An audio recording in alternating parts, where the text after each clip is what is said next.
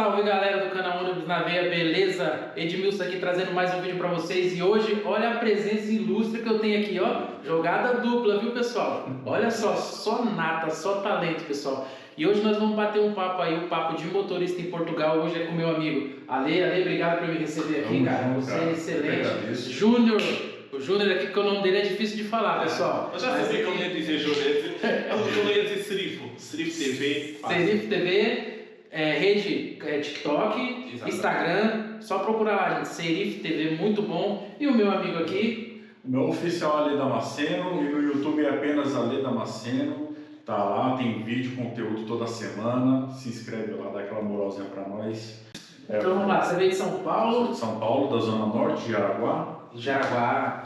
E lá que também começou a minha formação. Avenida São Domingos, por ali? Cara, Parque São Domingos, né? Parque São Domingos. Parque São Domingos, acho que já é Zona Oeste. Já é outro lado ali. Já é outro lado, perto da Santa Brígida ali. Isso, exato. Eu associei porque eu cortei muito ali para sair lá por trás, por Ainajá, para poder cortar a marginal. Já é Zona Norte. E restrição, então, eu cortava tudo ali por trás ali, para cortar aquele, quando tinha o caminhão, né, restrição, sim. Então a gente precisava ali de vários outros caminhos. Eu sou ali da região do Pico do Jaraguá, já deve ter ouvido falar, em Anguera. Onde tem a aldeia, torre lá. Isso, lá. Passei muito ali, eu descia do Piauí, São Paulo, Piauí, todo dia, toda semana descia ali olhando aqui. Também já é de casa. Quando eu via lá aquela letreira da SPT, eu tô chegando em casa. É bem próximo ali mesmo. Já na Anguera, né, na chegada. Sim. Ali já pertence ao Jaraguá. Já pertence ao Jaraguá, né? Então, daí eu sou de lá. E ali que começou a minha formação como motorista, né? Entrei como cobrador de autocarro, que aqui em Portugal é agente único. Sim. Também já para fazer essa diferença. Hoje lá também já acho que quase não tem nenhuma empresa. Cara, assim, eu acho que só as grandes, só Sambaíba, e eu acho que não sei se eu estou falando besteira aqui, mas acredito que é só aquelas que mesmo o sindicato deve estar ali no pé e a justiça obrigar, porque eles estão tirando tudo isso. Eu comecei nas lotações, acho que deve ter andado, não deve ter visto alguma lista da época da lotação. Entrei lá na época que era clandestino, antes da Marta Suplicy colocar o bilhete único em São Paulo. Eu já trabalhava como cobrador, na época era só dinheiro. E dali, cara, passou, formalizou, veio o bilhete único, tudo. Aí fui pro sindicato, né? Sindicato não, fui pra cooperativa. Aí virei cobrador oficial na cooperativa. E quando eu fiz meus 21 anos, mudei a carta de condução, peguei a D e dali não parei mais, cara. Ali, dos 21 anos até agora com 34. Entrou na profissão, sempre motorista, já fui pro caminhão também. Sim. Trabalhei na JSL, na Júlio Simões. Ali foi minha formação como caminhonista. Você acredita que eu já fui reprovado no teste da JSL? Eu, motorista de caminhão, já tinha 6 anos de profissão, fui reprovado num teste com a Fiorino. Aí você já imagina, né, que ali com certeza já devia ter as pessoas certas. Tanto é que o cara pegou o papel assim, olhou pra mim, você não passou. Quando eu fui questionar ele, cara, você não passou. Eu falei, tá bom. Eu fui lá em Mogi das Cruzes fazer esse teste. Eu também fui lá, sim. Que é a cidade do Seu Júlio, praticamente até a estátua do homem lá. Mas eu me lembro quando eu fiz o teste nela, era para trabalhar com 3/4, carga seca, e o meu teste foi com um caminhão pipa. Sei. Completamente diferente a carga líquida lá, nunca tinha conduzido. Balança aquilo. Mas graças a Deus tinha dado tudo certo. Foi minha formação, ali que eu aprendi a dirigir caminhão 3/4, trocado, o semi-reboque, tudo foi lá. Foi uma grande escola para mim. E como que apareceu, como surgiu essa ideia Portugal? Como que apareceu essa oportunidade na sua vida? Então, cara, essa ideia já vinha amadurecendo na minha cabeça desde 2020, para falar a verdade. Eu já tinha tirado meu passaporte, já tinha conversado com a minha esposa, né, e que eu tinha intenção de vir. Eu ia vir para cá como muitos vieram. Sim. Ia vir como turista e, cara, vamos meter a cara, arrumar emprego, vamos fazer aquela... manifestação de interesse. A gente já veio, não peguei essa fase, mas foi bem assim. E foi bem isso, cara. Aí quando um amigo meu, né, o Wesley, um grande abraço para você, Wesley, que mandou o link para mim, cara. Ele já estava aqui em Portugal, ele já veio diferente de mim, né? Ele já veio como turista, já fez a manifestação, e eu não. Ele mandou o link para mim, olha, tá pegando aqui motorista, estão contratando aí do Brasil, mandou o link, se inscreve e tenta aí. Não custa nada, fui lá me inscrever. E, mano, cara, foi uma burocracia, foi um ano esse processo. Pois é, cara. E foi quando você veio na primeira turma, assim, muito. Eu vim na primeira turma, cara. Foi um dos 20. Veio 10 de São Paulo e 10 do Rio. Sim. Aí foi quando a gente se conheceu, né? Um amigo meu que também, ele tava lá em Vila Franca, mandou seu contato, falou, mano, aquele era um cara aqui que eu também estava muito desacreditado. Foi quando você passou para mim todo o feedback, você comentava comigo como que eram as coisas, que era verdade. Você já estava aqui, né? Daí foi quando me tranquilizei. Cara, e para mim foi bênção de Deus, né? Porque eu sou uma pessoa cristã, tenho muita fé em Deus, tive várias confirmações, né? De gente que nem sabia que eu ia viajar. Então me ajudou muito, colaborou muito, né? Para vir confiante para cá. Né? E, cara, foi sensacional quando a gente pousou aqui, a recepção lá no aeroporto.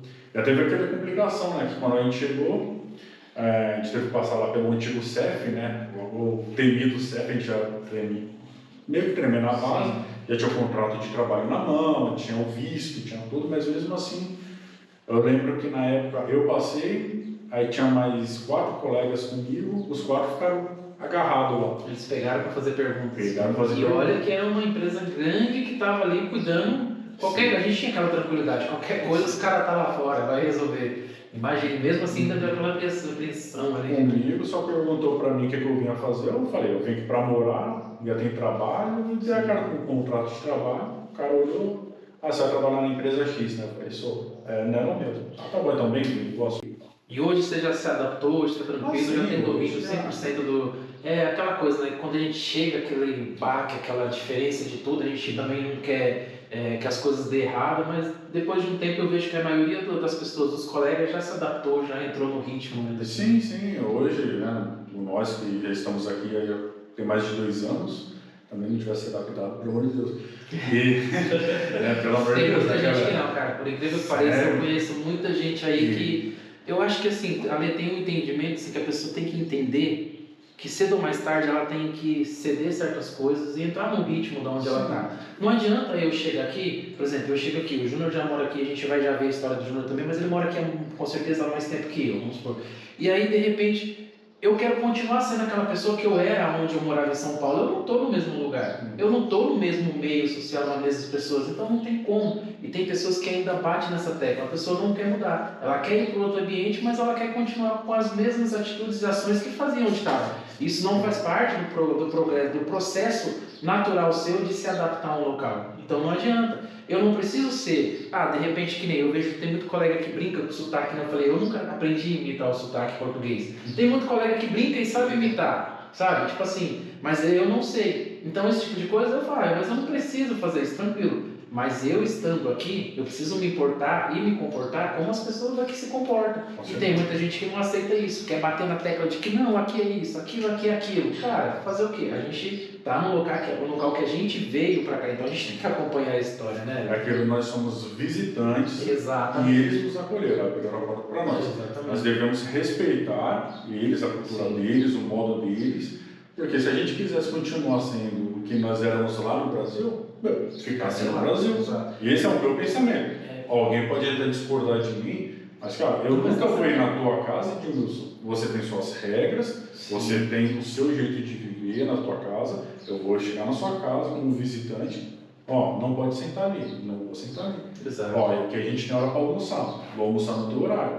Eu não vou desrespeitar a tua casa nunca. Exatamente. E aqui, que não falo assim, eu fui criado de um jeito para minha mãe e eu trouxe essa criação para cá. Então, como que funciona? Os caras chegam e falam que é dessa forma, é dessa forma que eu vou fazer, dessa forma que eu vou agir. Entendeu? Tem passageiro que gosta, tem passageiro que não gosta, a gente não agrada 100% nunca, nem aqui, nem lá, em lugar nenhum vai ser desse jeito. Sim. Mas eu tento fazer o meu melhor para poder me incluir, para ser aceito, entendeu? Essa é a minha forma de trabalhar.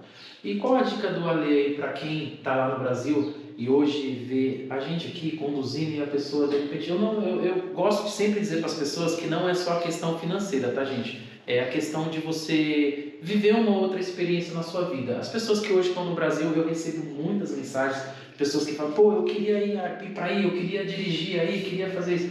Qual o conselho do Ale hoje para essas pessoas, tanto para vir, quanto para iniciar esse sonho que ela tem? E os motivos também, explicar os motivos que possa fazer a diferença para ela vir.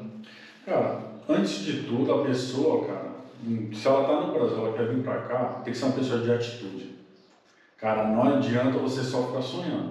Não adianta sonhar, não traz dinheiro pra ninguém. Você tem que correr atrás, que eu não falei pra você. O meu objetivo de vir pra Portugal é desde 2020. Eu vim pra cá em 2023. Cara, em 2020 era um sonho. O que eu fui lá? Mano, passaporte. Que já era pra dar aquele gás em mim. Porra, mano, então passaporte aqui tem que correr atrás pra carimbar esse passaporte. É o primeiro passo pro sonho, né? Entendeu?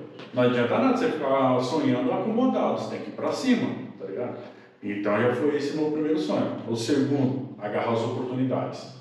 Que nem apareceu essa pra nós de vir pra cá, por mais que a gente ficou com o pezinho atrás, será que é golpe, será que não é? Mano, vamos correr atrás, vamos ver se essa notícia é verídica. Viu que é verdade, mano? Se joga. Entendeu? Agora, para vir para Portugal, cara, tá muito fácil comparado com o que era 5, 10 anos atrás. Quem está aqui em Portugal nessa de 10 anos para trás, pode comentar aí se eu estou mentindo ou não. Se não era difícil você vir para cá como imigrante, ficar fugindo do CEF, mano, trabalho, era só trabalho irregular, assim, você não podia ter contrato. Mano, hoje não, tem um visto de procura de trabalho. Tem que uma pessoa se preparar, né? Se preparar e... Hoje Portugal está dando meios, está abrindo as portas de um jeito para facilitar a entrada de imigrantes, até porque precisa de imigrantes para cá, está precisando de mão de obra. Então, se você tem um sonho de vir para cá, primeira coisa, já tira o passaporte. Aproveita que vai aumentar o preço, tá bom? Vai aumentar o preço do passaporte do Brasil? Vai para mais de 400 reais, cara. Já está em quanto? Estava em 200? Estava em 200 e pouco, só que aí vai ter um reajuste. 400 reais. Vai para mais de 400 conto. Então, se a pessoa, cara, agarra essa oportunidade, entendeu? A segunda coisa, tem o visto de procura de trabalho, vem legalizado. Ah, não sei o que, chega aí, eu vou dar um jeito. Mano, não é mais assim. Tá complicado para você se legalizar, já estamos aqui. Vem com visto, tem visto de trabalho, visto de estudante. Cara, tem uma porrada de visto. Agora o pessoal fica enrolando, que é tudo de mão beijada, aí complica mesmo. E preparação, pessoal, preparação. Você tem que pensar numa coisa. Imagina você tá aí, você vai... Quem a gente que mora em São Paulo costuma descer muito pra praia, né? Para você ir pra praia, você precisa no mínimo 50% a mais do que você vai gastar lá. É uma preparação. A mesma coisa, imagina você ir para outro país. Então, assim, você tem que ter uma preparação, saber o seu orçamento, saber o que você precisa gastar até você conseguir se manter com o dinheiro que você ganha aqui. E lembrando que quando você vem para cá, é extremamente desvantajoso, porque você está trocando, né, você está trocando uma moeda que vale €1, são R$6, né? É diferente. Agora que a gente já está trabalhando, quando a gente faz essa conversão, é gratificante pra gente, quando sobra uma graninha, a gente manda pro Brasil, mas quem tá vindo pra cá é o contrário, então tem que ter uma... E outra situação também que impede muito das pessoas virem pra cá, que é, Edmilson? A pessoa não consegue se desvincular da família. Sim, a questão psicológica, mas isso realmente é muito forte. Porque esse é um fator, cara, que eu vejo muita pessoa, poxa, mano, eu vou aí, eu vou com a minha família, tá? Mano, não vem com a família, cara. Não vem com a família. Deixa a família aí no Brasil, se tiver esposa, filhos, vem você sozinho, vê se é isso mesmo que você quer, tanto para você quanto para sua família. E é importante isso que você falou, Ale, porque eu vejo muitos casais aqui onde a esposa não está se adaptando, cara. Então, assim, você tem que... O que você tem que fazer? Você tem que falar a realidade, cara. Você tem que falar com a sua esposa a realidade, mostrar a realidade, e os dois entrar no entendimento, no consenso, se vale a pena ou não. Porque eu vejo muitos casais aqui que a esposa não está se adaptando, sabe? Porque assim, pra gente homem, a profissão do homem, a gente já entrou na profissão de motorista, já é uma coisa... Agora a mulher, para ela entrar no mercado de trabalho aqui, já é um pouco mais, um impacto mais forte para ela. E aí tem aí uns 5, 6 casos aí de colegas aí que, infelizmente, a esposa não se adaptou, tá indo embora e... Bom, e é isso, né? Tem que ter muito cuidado com essa questão.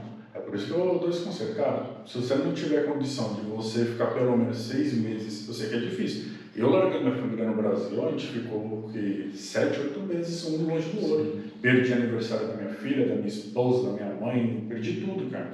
Foi um ano ali de estresse. Você já retornou de férias no Brasil ou não? Não. E pra falar a verdade, também não tenho vontade não no momento. No momento não tem. É daqui pra frente, tá ligado? Exatamente. Eu fui pra Espanha, quero conhecer a França, quero conhecer, mano, muitos países da Europa, que é mais barato você ir daqui pra Suíça do que você daqui pro Brasil, cara. Exatamente. Então, eu prefiro muito mais primeiro conhecer essa região, pra depois ir lá visitar, eu tenho minhas coisas também no Brasil, né? Tenho casa, tenho terreno, então tem que ir lá para tomar conta também. Mas não por enquanto. Por enquanto por aqui, né? E vamos lá para o Júnior. Vamos saber aí quem que é o Júnior, nosso amigo. De novo o nome? Serifo. É um nome, não é que é difícil, é diferente porque a gente não tem o costume de falar, né? Vamos lá, meu amigo. Você, quem é você? Você veio de onde? Qual que é a sua origem? Quanto tempo você está em Portugal? Você é de Portugal mesmo? Isso eu falo que são perguntas que muita gente às vezes vê, aqueles stories que a gente postou em conjunto, e as pessoas me perguntam, tá, mas ele é da onde? Ele veio da onde? Cara, o pessoal tem muita curiosidade disso aí. Então, olha, sou Serifo, tenho 21 anos, sou aqui em Portugal, nasci cá em Portugal, origens do Senegal, que é uma colónia, ex-colónia francesa. Para quem não sabe, sim, sou de Senegal, sou muçulmano, muita gente não sabe, por exemplo, o Alexandre já tem a oportunidade de saber. Então, o gosto por autocarros foi algo que foi uma situação que eu estava vindo da mesquita, tinha ido ao culto, como uma pessoa quando vai a catequese, etc. E tinha 2,20€, o bilhete era 2,40€, algo assim.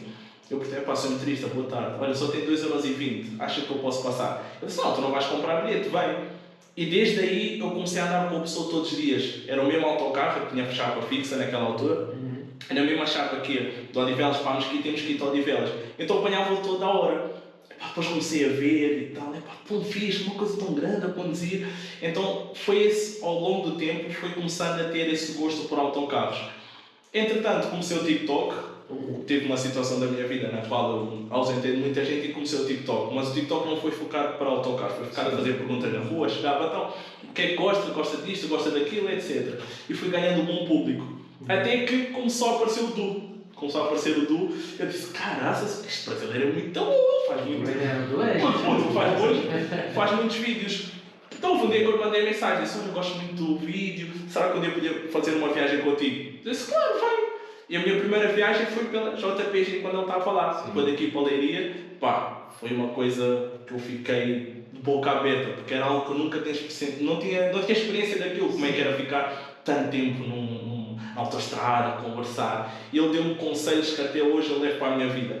E a partir do Du foi a minha porta de entrada para conhecer o mundo dos motoristas em Portugal. Ele, abriu um horizonte enorme. Você vê como isso é importante, gente. Olha, ele foi uma situação que ele foi lá e falou, pô, motorista, eu posso passar aí, infelizmente só tem esses 2,20.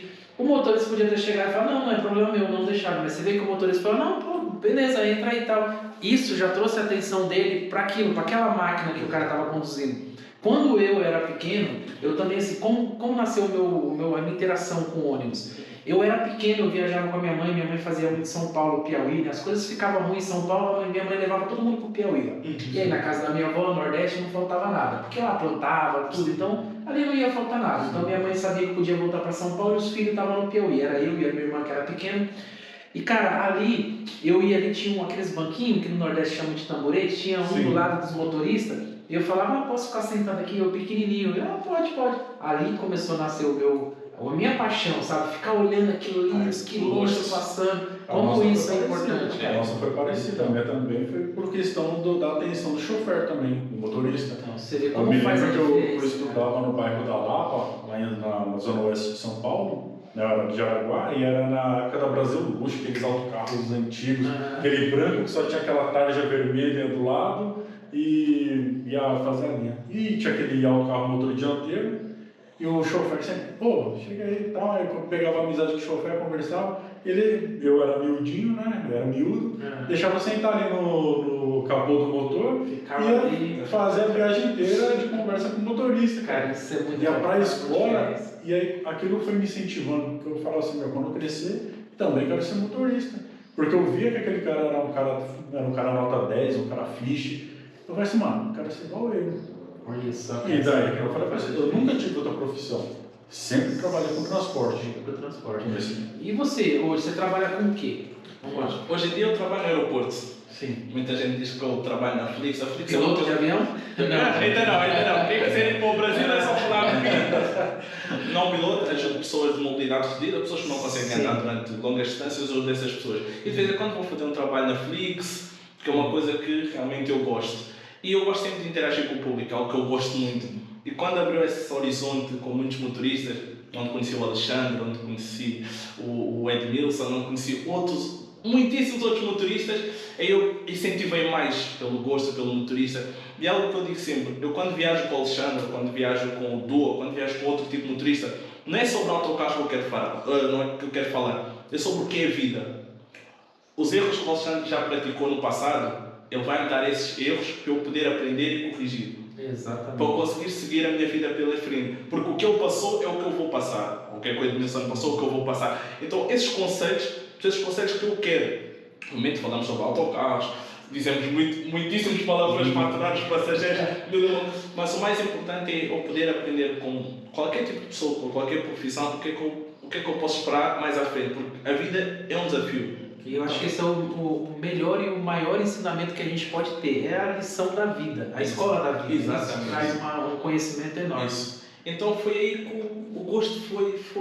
E hoje em dia, eu posso dizer que eu amo o que eu faço. A idade mínima para conduzir para a categoria D em Portugal é 22 anos também? 24. 24 anos. No Brasil é 22, né? 21? É 21, é verdade. Nossa, é 21. Às vezes tem tantas coisas assim que a gente vai esquecendo. Mas aqui em Portugal também teve uma época que chegou a ser 21 anos. Também. Sim, agora é 24. Acho que não quero 15, 16 anos, era aos 21. Mas do nada. A mesma coisa que no Brasil, antigamente com 18 se ia dirigir pesados, não é? Tem muito pouco.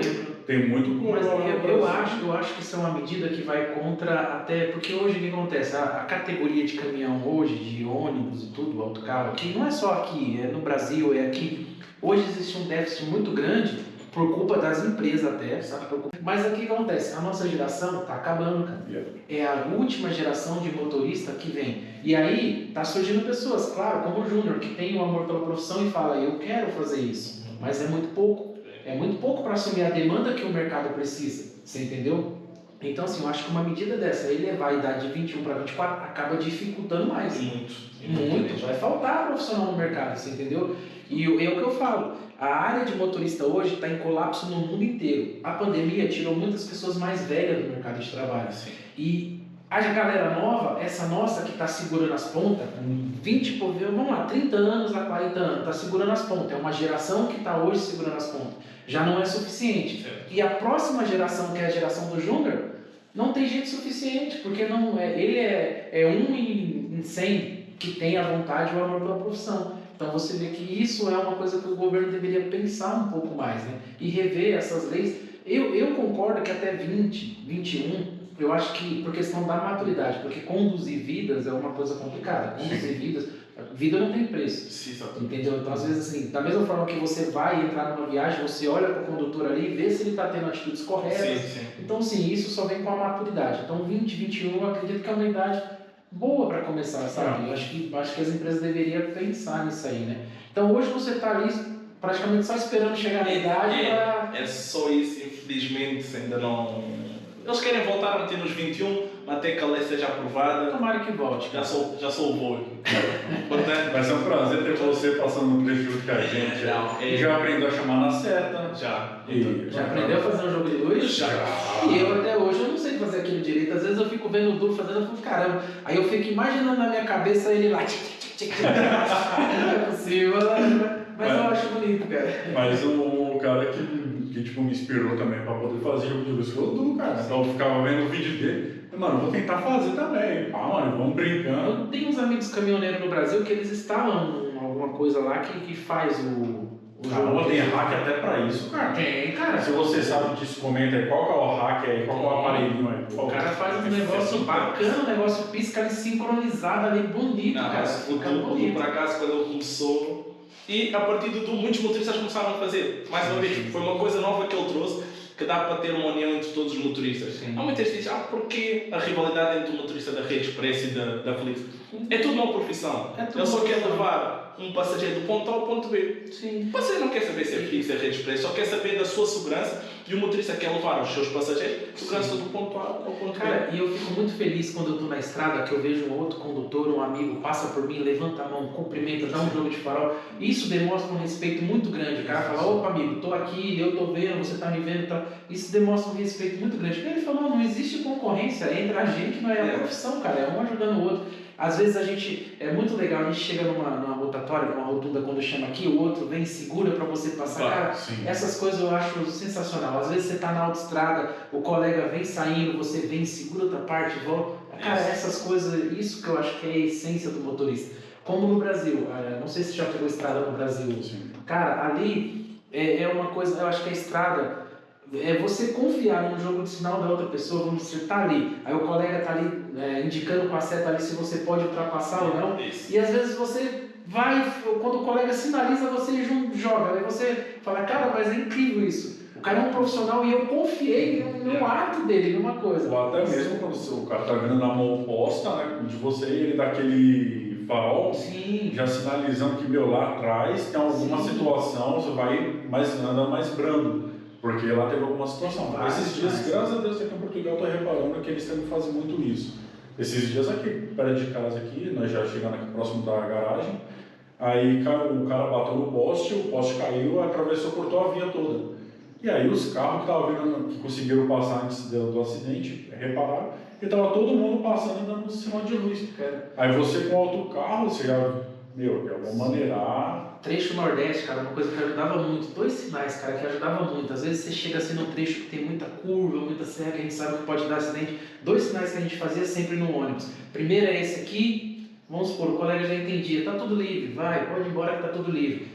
Que nem você falou, lá na frente, nas curvas, lá embaixo tem alguma coisa, um obstáculo, a gente fazia esse tipo de sinal, cara, ali a gente já entendia, falava, opa, lá embaixo tem alguma coisa. Você já vinha segurando, igual você falou, chegava lá, era uma carreta tombada, alguma coisa que aconteceu no meio da via. Então, como essa interação entre a gente profissional ajuda, cara, ajuda e pode evitar um acidente grave, exatamente. Né? É muito bom isso. É que nem assim, não existe competição, existe admiração. Isso, exatamente. Aí isso também que muitos motoristas, que alguns infelizmente não têm essa mentalidade, tem uns que preferem ser engraxadores, né, e puxar saco de empresa. Lá quando você está na rodagem, que você sentou ali no banco do chofer, você pegou no volante ali, deu ignição, cara, é você por você, é você e 50, 60 vidas atrás. Sim. Então você tem que tomar aquele conhecimento. Vou dirigir com responsabilidade, vou dirigir também para os outros que estão lá fora, principalmente que você está com uma máquina de toneladas, qualquer coisa, é fatal. Então, você vê um colega ali, para que eu vou disputar com o colega? Exatamente. Disputar corrida com o colega, chegar primeiro em paragem, ou então, eu que sou do urbano, infelizmente tem muitos colegas aí que faz aquele serviço no sombra, tá ligado? Fica andando na sombra do outro carro, você carregando, você lotado, e o cara, tipo assim, mano, só vem na manha do gato. Que nem ontem mesmo, poxa, eu tava fazendo uma carreira de 30 km. Tinha 2 carros de apoio atrás de mim, que faz metade do caminho, vazio. E os caras andando atrás na sombra, eu com o carro, o passageiro na porta. E o pior que eu não percebo, os passageiros vendo o carro atrás, não vai no carro atrás. Quer vir justo no... Acontece muito isso, cara. Eu não sei se onde vocês estão vendo esse vídeo também é desse vídeo, é no sítio que vocês moram. Eu acho que é no geral. Cara, sempre olha se tá vendo um carro atrás, cara, que vai pro mesmo lugar que você quer ir. Sim. Pega o carro de trás que com certeza ele tá vazio. Isso é geral. Por exemplo, eu tava no Urbano em Mauá, lá na cidade que eu moro lá no Brasil. Ah, você vai rodar, né? Ué, pouquinho.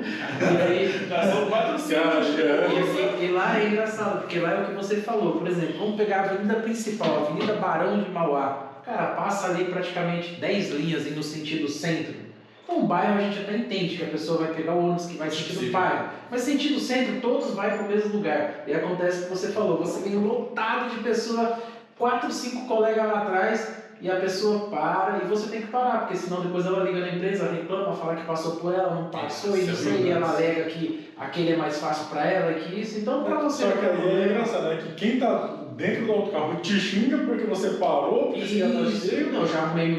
E quem tá fora te xinga porque você não vai abrir a porta, porque ele não pode... Eu já tive um problema com isso, a pessoa fala assim, mas você não tá vendo que tá cheio, você para por quê? Eu falo, eu paro porque quem tá lá quer subir, então assim... Entenda só, se eu passar direto, o que aquela pessoa... Ela nunca vai pensar assim, ah não, o ônibus estava cheio, por isso que ele não parou. Ela vai pensar, esse motorista, olha o que ele fez, ele não parou para mim subir. Você entendeu? Agora, se eu paro, abro a porta e ela não consegue entrar, ela vai entender e ela vai falar, olha, obrigado, mas não tem como entrar. E além do que, as câmeras da empresa estão filmando ali, sabe que eu parei e a condição que não deu, entendeu? Agora, claro, cara, tem casos extremos que realmente você já olha e dá um sinal ao passageiro, olha, não dá, tá lotado. E o passageiro também já vê. Mas se você passar direto, é problema na certa. Na hora. Aqui em Portugal não tem como. Não tem como. É forte, né? E ainda que lá em São Paulo, a gente pode encher até não caber mais. Aqui ainda tem uma legislação que tem uma quantidade, né? Se passar daquela quantidade e a GNR pegar, ela pode aplicar uma multa por cada passageiro excedente, que é a lotação do veículo. Eu nunca vi utilizar, mas em Sintra eles alertavam a gente que poderia acontecer essa situação. Vamos supor, 80 pessoas, 85 pessoas a lotação máxima. Tem 90 lá, aqueles 10 que sobrou vai sair e vai tomar uma multa, a empresa vai tomar uma multa sobre aquela... Mas uma coisa que eu observo aqui, que é diferente do Brasil para cá, que eu trabalhei no urbano do Brasil também, e no Brasil eles modificaram muitas coisas para poder melhorar o sistema de transporte público, principalmente na região de São Paulo, que nem foram os corredores de ônibus, aqui de autocarro. E nesses corredores, principalmente que nem ali na Santa Brígida, a Sambaíba, eu vou falar que são empresas na qual eu conheço, que compraram carros extremamente grandes que só rodam ali. Eles só fazem aquele serviço, entendeu? Que pega ali o corredor e na Jardim de Souza, a Edgar Facó, para levar o pessoal. Viliório para o bairro da Lapa, Viliório até o Paissandu, que são só corredores. Sim, eles têm que modificar a infraestrutura para... E aí a gente que trabalhava no bairro, com os autocarros menores, com o maior número de autocarros, né, porém menores, fazia o quê? Levava até esses autocarros maiores. Sim, isso. E aqui não, aqui eu percebo, cara, que não tem, principalmente, a gente que faz aldeias, cara, você vem com um carro de 13 metros dentro de uma aldeia. Mano, os carros todos avariados, tudo lixados do lado de fora, sem retrovisor, tudo batido. Por quê? É desproporcional para aquele serviço. Só que as empresas aqui compraram autocarros zeros, compraram, porém não o autocarro ideal para aquele serviço. É que eu vejo aqui tem um diferencial, por exemplo, quando você tem uma cidade nova, que você está construindo a infraestrutura daquela cidade, você consegue modificar essas coisas. Aqui a gente tem sítios, como chamam aqui, muito antigos. Não tem mais como você mudar aquela infraestrutura. E, infelizmente, a demanda de pessoas cresceu. Então aí você fica naquela de empurrar com a barriga, de fazer aquilo entrar naquela estrutura que ela tem. Só que não, eu falo para você que não. Por que não pega a gente que faz as aldeias, que não, eu sou aqui da região aqui de Mafra, tem um pessoal de Bucelas, faz um terminal estilo Campo Grande, ali na zona de Loures, próximo ao shopping, onde vai ser o novo metro, o novo comboio que eles vão fazer, faz um terminal de autocarros ali. A gente pega autocarros menores, o tempo de percurso também será menor, quer dizer que a gente pode fazer mais viagens. Vai aumentar as viagens, os autocarros não vão estar lotados, e pegar uma outra empresa que faça um autocarro grande, articulado, de Loures até o Campo Grande. É exatamente o sistema que São Paulo ele tem corredores de ônibus. Então é o que a lei falou, São Paulo, os veículos menores entram nos bairros, faz aquelas linhas, até os veículos articulados que conseguem entrar em determinadas áreas, mas todas as principais têm os corredores de ônibus. Tem até mesmo a linha dos trolleys, no caso ali o BRT. Então você tem ali você consegue fazer com que aquele fluxo de pessoa vá no sentido e volte depois de um determinado horário em outro sentido. Funciona bem. Modernizaram os autocarros, mas não modernizaram as carreiras, por exemplo. O sistema continua antigo. O sistema é sempre Você conversa com os motoristas antigos aqui, né, os que são velhos de casa, eles já falam assim, as carreiras são exatamente desde quando eu entrei. Quantos anos você tem de empresa? 40 anos. Então. É a mesma carreira há 40 anos, cara. Não tem base. Aumentou o número de pessoas em Portugal, aumentou o número de imigrantes, aumentou o número de muita coisa aqui, porém as coisas continuam a mesma situação de 40 anos atrás. Por um lado, não é mal. É péssimo, Júnior. Tem que modernizar. O que ele vai querer dizer é a adaptação. Se nós notar, por exemplo, temos uma carreira, sei lá, que leva do centro de São Paulo a um bairro qualquer lá de São Paulo. Nós fomos também sempre a modificar. As pessoas não morrem de 10 em 10 anos. As pessoas estão lá, já estão adaptadas àquele tipo de serviço. Então está sempre a fazer, podemos adaptar, sim, adaptar os autocarros, mas não as carreiras. Para mim as carreiras podiam estar sempre iguais. Uma pessoa já está habituada àquilo. Uma carreira que eu apanhava há 10 anos, se começarem a modificar agora, eu já fico um bocado, eu que sou jovem, começaste tem que saber. Uma coisa que a carreira metropolitana falhou, e falhou, para a minha perspectiva, foi, antes, dando exemplo, os autocarros eram 331, e depois do nada começaram por 2.700 e qualquer coisa. Para mim, uma das coisas que podiam ter feito, ok, querem dividir o lote 1, lote 2, lote 3, lote 4, muito bem. Metiam só o número do lote e o mesmo número de autocarro antigo. Estava feito. E aquilo foi uma confusão na época. No início. Você que chegou aqui Por exemplo, para quem chegou já, para motoristas brasileiros, cabo-verdianos que chegaram depois da carreira metropolitana, tudo bem, mas sabem que, motorista, qual é que é aquele autocarro que era o 1714 que eu não sei para onde? O motorista vai saber como, se ele não estava cá antes. A carreira que eu fazia era 7,5 alguma coisa, aí de repente virou, que nem ele falou, virou 1.700 e qualquer coisa. E aí, quem é da região, que nem ele falou, quem era motorista antigo já sabia daquilo. Mas a gente chegou novo, a gente não sabia de nada, cara. Depois os comentários, não, olha aqui, não sabe nada. Exatamente. Isso é que é o comentário que se ouve sempre. Bom, gente, ó, a gente vai terminar o papo por aqui, vai terminar o vídeo por aqui, mas a gente vai gravar mais vídeos, senão vai ficar um pouco longo para quem assiste no YouTube aí. Eu quero agradecer aos meus amigos aí. Tamo junto. Obrigado pela oportunidade de conversar com vocês. Beleza, pessoal? Vamos ficando por aqui. A gente vai gravar ainda pro canal do Ale ainda, hein? Vamos gravar pro canal dele. Edmilson do canal Ônibus na Veia. Valeu, pessoal. Até a próxima. Até mais.